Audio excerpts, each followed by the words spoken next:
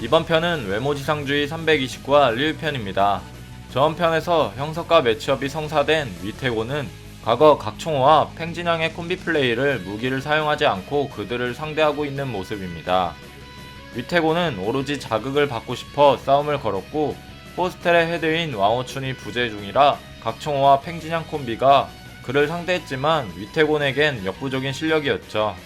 그의 주 무기는 일명 사절곤, 흔히 말해 이소룡이 자주 사용하던 쌍절곤은 2개의 곤이 연결되어 있지만 사절곤은 4개의 곤이 연결된 무기이며 숙련자에 따라 능수능란한 실력을 보여줄 수 있는 무기입니다. 위태곤은 자신의 주 무기를 쓸 가치도 없다며 다시 현재로 돌아와 박형석의 명치를 강하게 공격하고 있죠. 이러한 모습의 형석은 소피아에게 배운 시스테마로 대응하지만 위태고는 가볍게 막으며 하품을 하는 모습으로 형석을 도발하고 그에게 싸움을 모른다며 농락을 하고 있습니다. 스승에게 배운 것은 뛰어나지만 가장 중요한 한 가지를 모른다고 하죠. 그렇게 형석에게 사절곤으로 마지막 일격을 가하려고 목을 조르는 순간 형석은 과거 소피아에게 배운 기술들을 떠올렸고 소피아는 기술만 배우면 소용이 없다고 이전에 말했던 적이 있었습니다. 그래서 형석은 잊고 있었던 싸움에 임할 때 갖춰야 할 죽을 각오를 다시 떠올렸으며 자신의 몸에 피해를 입고서 반격을 하죠. 이젠 다를 거라며 형석은 엄청난 스피드로 위태곤에게 파고들지만 갑자기 잠들어 버리는 형석. 원인은 또 다른 몸의 형석을 김기명이 깨운 것이었습니다. 김기명은 형석을 깨우고 지금 일어난 상황에 대해 설명을 해주었고 마른 형석이 있던 방에는 수많은 황각버섯들이 재배되고 있었죠.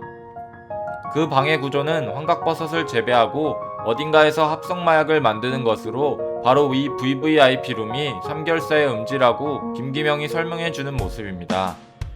그런 모습의 형석은 어떻게 트릭을 밝혀낸 것이냐고 묻자 김기명은 전에 있던 오늘도 자국과 황재원이 말했던 돌아가는 테이블을 보고 이 방의 구조들은 일정 시간이 지나면 돌아가는 트릭이 숨겨져 있다는 것을 파악했죠. 그래서 한신우 또한 이런 식으로 갇혀있다고 생각하고 있습니다. 하지만 형석은 이게 다가 아니라면서 이곳을 포함한 호텔에서는 마약에 취한 사람들이 잡혀있고 그 사람들이 위험에 빠져있다며 그들을 구할 때 자신을 깨웠다고 김기명에게 소리치고 있죠. 그 모습을 본 김기명은 태연하게 그런 사실엔 관심이 없다고 하고 형석을 그 자리에 내비두고 가버리게 됩니다.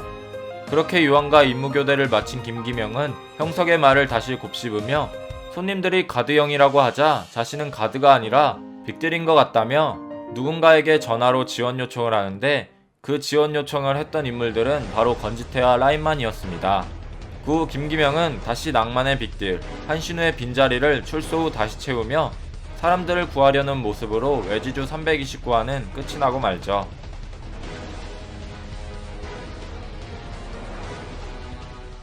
(329화의) 분석 포인트는 고낭이라고 부르는 위태곤과 라인만, 건지태의 등장입니다. 형석과 매치업의 모습을 보이던 위태곤은 역시 중국의 무기술을 사용하는 인물로 사절곤을 꺼내들었습니다. 여기서 나오는 사절곤은 휴대하기에는 크기가 크고 평곤처럼 휘두르기에도 마디가 너무 많아 어중간하지만 크기가 큰 만큼 길게 잡고 휘두른다면 강력한 파워를 가진 엄청난 무기입니다.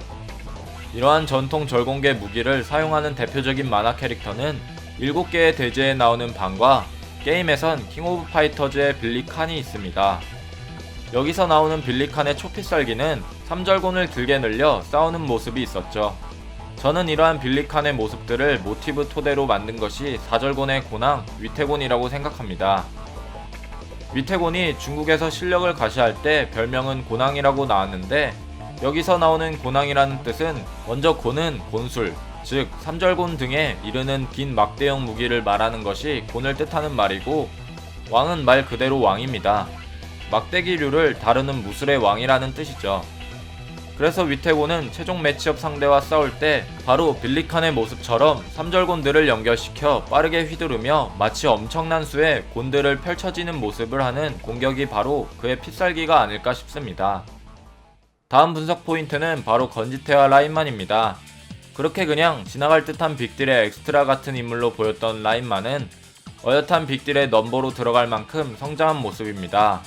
김기명과 건지태 사이에 들어간 것을 본다면 그의 실력도 만만치 않은 모습이죠. 그리고 호스텔 편에 이은 건지태도 등장하게 됐습니다. 전에 무의식 박형석에게 가두로 버티며 어느정도 성방한 건지태는 본격적으로 권투를 통해 노말 모드의 형석과 이진석을 박살냈으며, 예전처럼 무턱대고 하드웨어로만 버티고 공격하는 것이 아닌 복싱 소프트웨어가 깔려 이제는 정말 헤드급 이상의 실력이라 해도 과언이 아닌 수준이죠.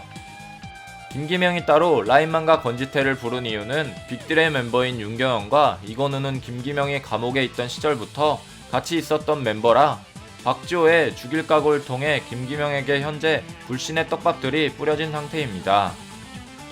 그래서 그걸 눈치챈 김기명은 묻지도 따지지도 않고 움직여줄 녀석들을 구했던 것이었죠. 그래서 온 것이 라인만과 건지태입니다.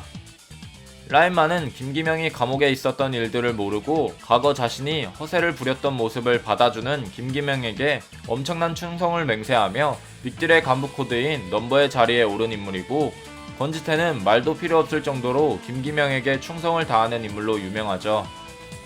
그 후 김기명은 낭만이라는 명목하에 사람들을 구하며 한신우가 숨겨진 본거지를 찾아낼 것으로 유력합니다.